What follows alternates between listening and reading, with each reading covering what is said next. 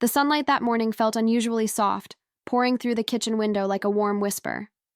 I was cutting up strawberries, humming to myself, when Marco walked in wearing those loose, spiritual-looking linen pants and a t-shirt that always smelled faintly like incense.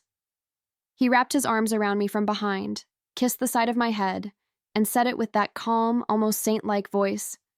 "Today's the day. No phones, no distractions. Just the retreat. Just silence." I looked up at him, smiled, and nodded. That's who he was, or at least, who he wanted to be. I told him to take all the time he needed. I meant it. I've always believed in giving people room to breathe, especially when they say it's for their mental health. He gave me this long, soulful look, like he was about to embark on some sacred journey. Then he grabbed his backpack and slipped out the door. The house felt quieter the second it clicked shut behind him. I stood there in the kitchen, soaking in the stillness, thinking, he's finding peace. Good for him. The first few days were calm, simple. I made myself tea, caught up on reading, even repotted the fiddle-leaf fig that had been begging for attention. I didn't try calling, didn't expect messages. He said there'd be no signal, no contact, and I respected that. I even admired it. It felt kind of romantic, actually, letting someone go find themselves while trusting they'd come back. And I did trust him, completely, at least until that envelope showed up in the mailbox. It was a quiet Thursday when I opened the mailbox, expecting maybe a catalog or one of those local grocery flyers I never read. But there it was, an envelope addressed to Marco, from a credit card company I didn't recognize. My first thought? Probably junk. He gets pre-approvals all the time. But something about it made me pause. The weight of the envelope, the way it felt more official. I carried it back inside, laid it on the counter, and stared at it for a moment longer than I cared to admit. Part of me knew I shouldn't open it. It wasn't mine. But we never kept secrets like that.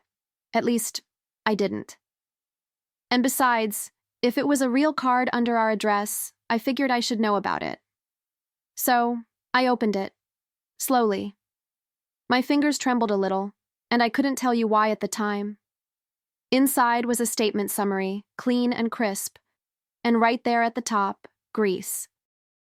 Luxury hotel charges, fine dining, boat rentals, multiple entries all within the last week. My stomach didn't just drop, it flipped. I stood there in the kitchen, staring at the paper like it might suddenly change if I blinked enough. Greece? He told me he'd be meditating in silence, somewhere remote, unreachable, not sipping wine in Santorini. I felt cold. I wasn't angry, at least not yet, just stunned. It was like watching a cup fall in slow motion, knowing it would shatter before it even hit the floor. I turned the page, more charges, more lies, and suddenly, the silence in my house didn't feel peaceful anymore. It felt like the quiet right before a storm. I sat down at the kitchen table, the statement still in my hand, but my mind was miles away. I kept thinking, there must be a mistake. Maybe it's a work thing. Maybe it's fraud. I wanted there to be an explanation, any explanation, other than the one that was now clawing its way through my chest. But the dates matched. The charges were too specific. And the billing address? Our home. That card had been here for months. He'd opened it, used it, hidden it, all under my nose. I don't know how long I sat there, just staring at that page. My tea had gone cold beside me, and the sunlight had shifted across the floor. It wasn't just the betrayal that stung. It was the ease with which he'd pulled it off. The soft hugs, the deep talks about mindfulness, the kiss goodbye like he was off to seek enlightenment. All of it rehearsed. All of it so gentle. It was almost cruel how peaceful it had all seemed, like I'd been lulled into trusting him just long enough for him to disappear. But here's the thing. I didn't cry. Not then. Not even when I felt like I should have. Something else had already started moving inside me. Something colder, quieter, sharper. I didn't know what I'd do yet. But I knew this. He had left me in silence, and I was about to fill it with answers. The next morning, I woke up with one thought looping in my mind. I need to know more. I made my coffee like I always do. Same mug, same cream, same seat by the window, but something in me had changed. There was no more space for pretending, no more giving him the benefit of the doubt. That card wasn't some error. It wasn't business. It was intentional, hidden, and I wasn't going to just sit with that. So I pulled the envelope back out, spread the papers across the table, and started reading again, this time with a different set of eyes. That's when I noticed it, tiny print at the top corner. Register for online access, with a temporary password. My heart thudded like it was trying to warn me. I didn't hesitate. I typed in the numbers, followed the prompts, and suddenly I was staring at the full account. Not just one trip. Not just one mistake. This wasn't spontaneous. He'd been using that card for months. Quietly, strategically. Flights, restaurants, spa packages. Not just in Greece, but even locally. Some under fake names, but always with the same billing address. Mine. There's something surreal about realizing you've been living in a house of mirrors. Everything looked familiar, but now, nothing felt real. I scrolled and scrolled, my mouth dry, my hands shaking just a little. How many lies does it take before a marriage breaks? 10? 50? 100? I couldn't even tell anymore. I wasn't crying, I wasn't screaming. I just felt still. Like I was watching the floor vanish beneath my feet, and somehow I was still standing. There was a dinner for two at a rooftop restaurant in Mykonos, a couple's massage at a boutique spa in Athens. A jewelry store, small but expensive. I kept clicking, each charge another quiet confession from a man who had looked me in the eye and promised honesty. And then I saw it. A reservation at a beachfront hotel. The kind with private balconies, white flowing curtains, and candlelit dinners for two. My heart clenched, not out of jealousy, but because of how careful he'd been, how curated the lies were. He'd told me this retreat was about disconnecting, about purifying his thoughts. And the whole time, he was whining and dining his ex on the other side of the world, using a card he never mentioned, tied to the house I paid for, under the name of the man I trusted. It was grotesque, in a quiet, surgical kind of way. Not loud, not dramatic, just cold. He didn't just cheat on me. He engineered the silence around it, made me his alibi, made my kindness the perfect cover. I leaned back in my chair, the laptop still open, his trail of betrayal glowing softly in front of me. I should have felt humiliated, maybe even defeated, but I didn't. Instead, something settled in my chest, a kind of eerie calm, the way a violinist tunes her strings before the performance. I wasn't going to rage. I wasn't going to beg for explanations. No, I was going to learn everything he thought I'd never find out, every detail, every shadow. And then, I'd decide exactly how the story ends. I don't know how long I sat there, combing through statements, matching locations to dates, building a mental timeline of his secret life. It was like watching a movie I'd never agreed to be in, but somehow I knew all the characters. I made a list, wrote down every charge, every detail that seemed suspicious. Not because I wanted to confront him, not yet, but because I needed to see the full scope. If I was going to survive this with dignity, I needed the truth mapped out in black and white. Later that evening, I made myself a glass of wine and sat on the back porch. The same porch where Marco and I had talked about growing old together, where we once dreamed up retirement plans and laughed about silly things like goat farms and beach towns. I looked at the stars, letting the cold air sting my cheeks, and asked myself the question I hadn't dared to yet. Who was he really? Because the man I kissed goodbye wasn't just lying. He was living a whole other truth without me. I didn't feel broken. I felt paused. Like something inside me was shifting, aligning. This wasn't just betrayal, it was revelation. And with revelation comes clarity. I wasn't going to run to him. I wasn't going to cry into my pillow and wait for an apology that would never be enough. No, I was going to do what he never expected. See it all, understand it all, and then quietly take back my power. Piece by piece. Day by day. because while he was out of the country, I was stepping out of denial. It started with a name, Clara, his ex, the one he always said was too dramatic, too emotional, and completely in the past. I hadn't thought about her in years, but that morning, as I sipped my coffee and stared at the charges again, Athens, Santorini, a boutique in Fira, her name floated into my mind like smoke. I opened my laptop, pulled up social media, and typed it in. She hadn't posted in a while, until recently, a week ago. A photo on a white terrace overlooking the sea, a wine glass in her hand, her hair catching the light. My stomach turned, not from the image itself, but from what was hidden in it. I zoomed in. It was subtle, barely there, but once I saw it, I couldn't unsee it. In the reflection of her oversized sunglasses, a man. Tall, tan, in a white button-down shirt rolled at the sleeves. His posture, his profile. It was Marco, my husband. The one who was supposed to be meditating in a cabin somewhere off the grid. And there he was, smirking in the reflection of a woman he swore he no longer even spoke to. I didn't gasp. I didn't cry.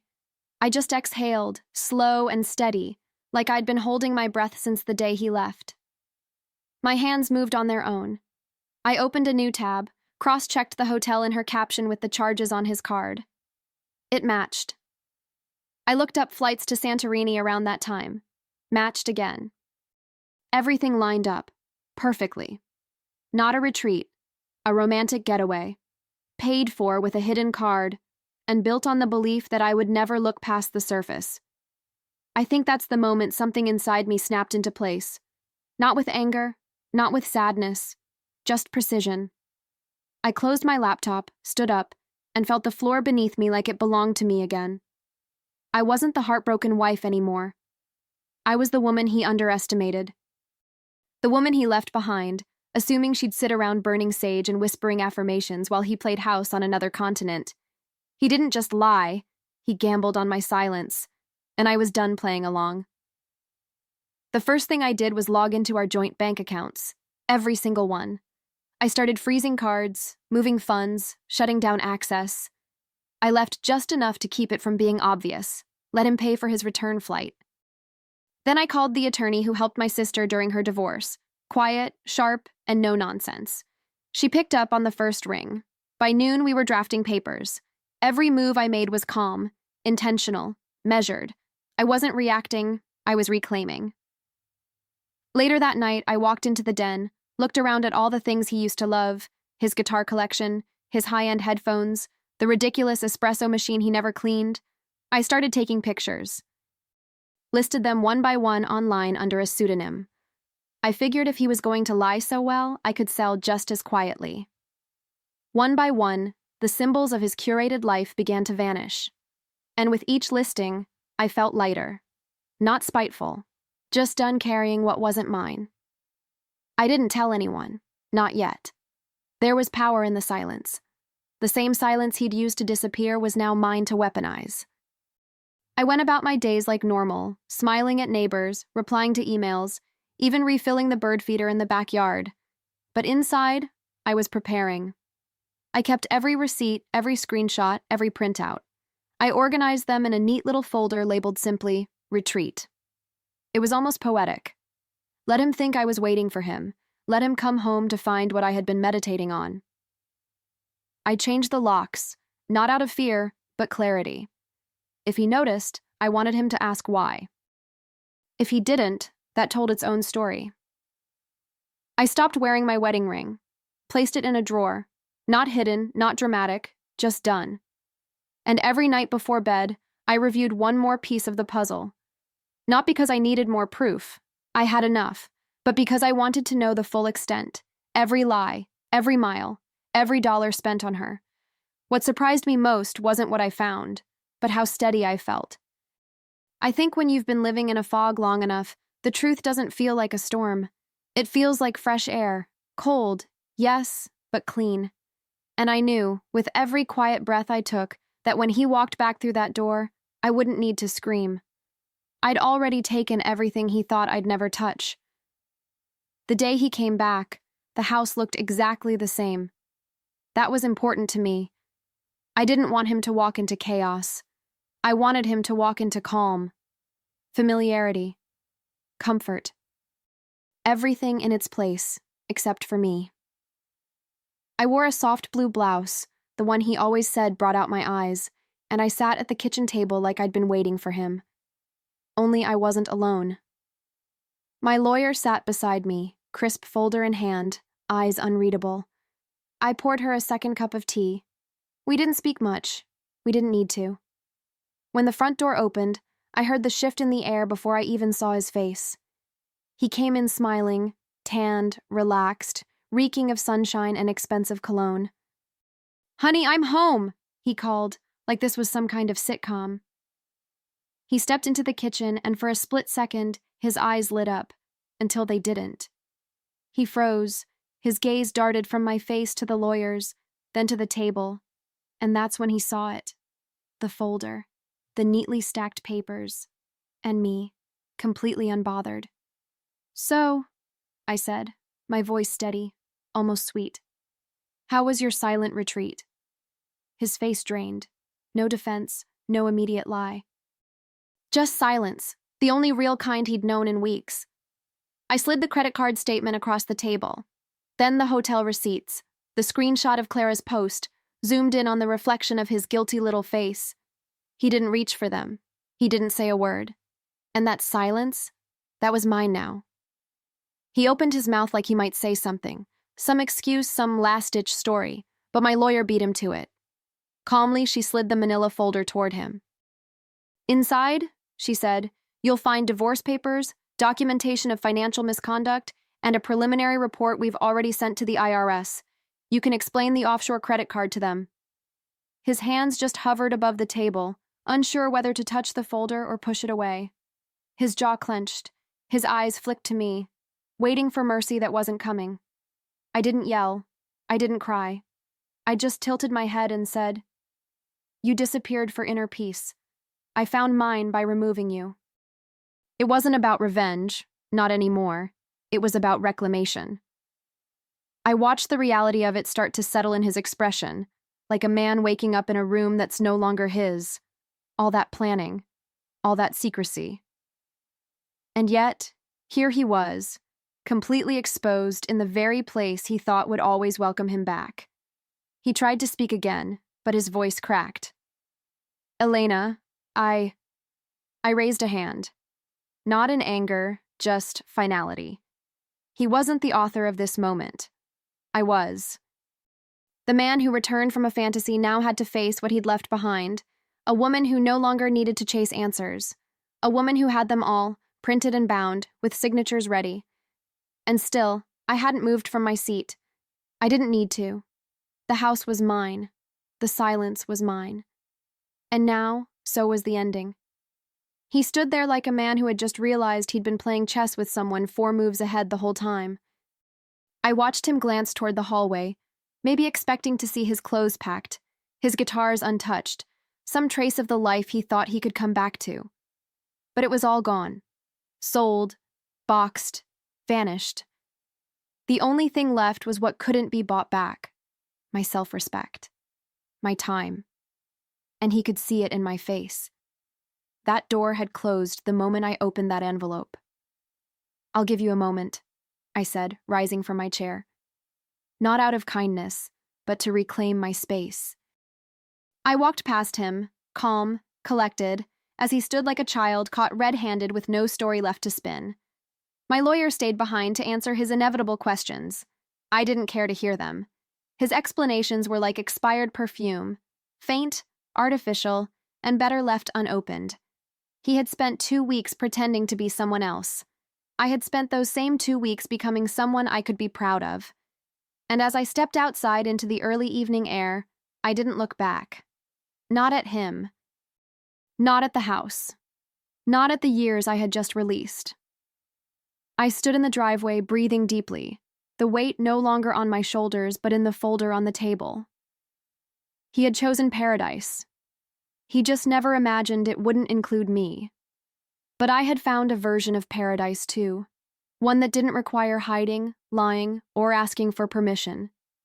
and soon I'd be boarding a flight, not to chase him, but to write my own ending.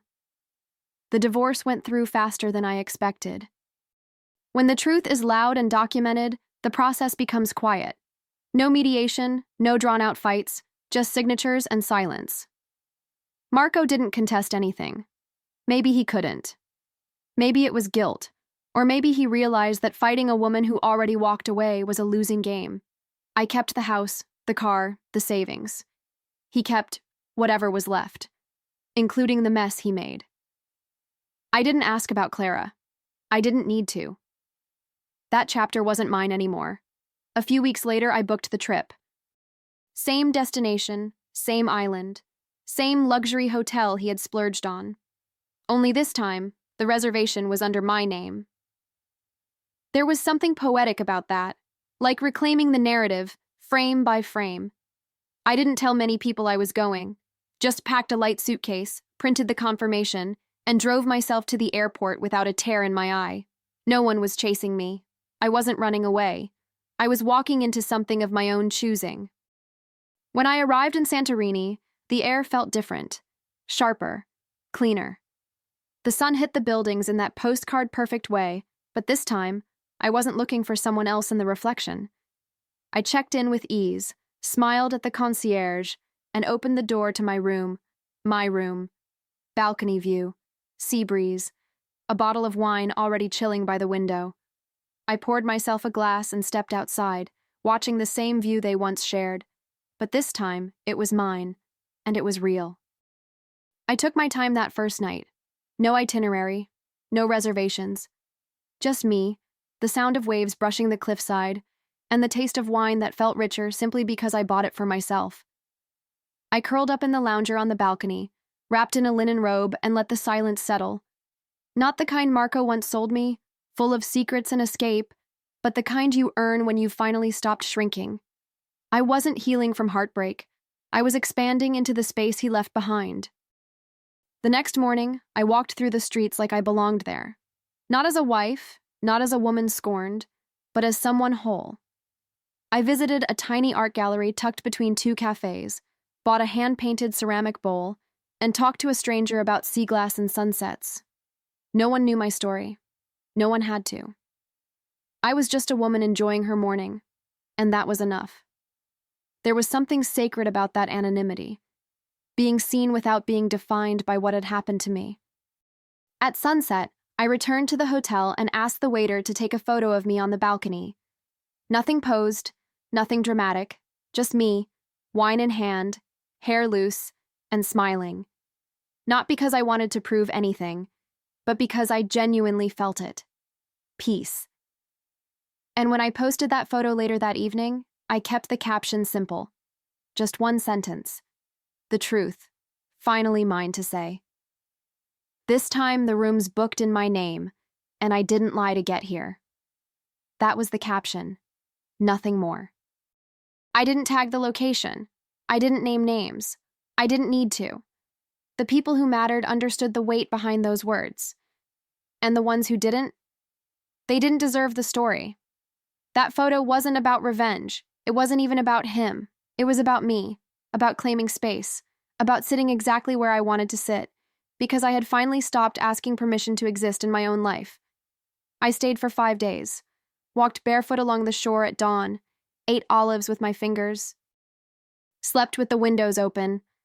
I let the island peel back the layers of who I had to be and remind me of who I'd always been, before the lies, before the silence, before the slow erosion of trust. I laughed alone in cafes, wrote thoughts in a journal I hadn't touched in years, and when it was time to go home, I didn't feel like I was leaving anything behind. If anything, I'd recovered a piece of myself I thought had drowned. On the flight back, I didn't replay the past. I didn't obsess over what-ifs. I just stared out the window at the clouds, my hands resting softly in my lap, and thought, let him explain himself to whoever's left to listen.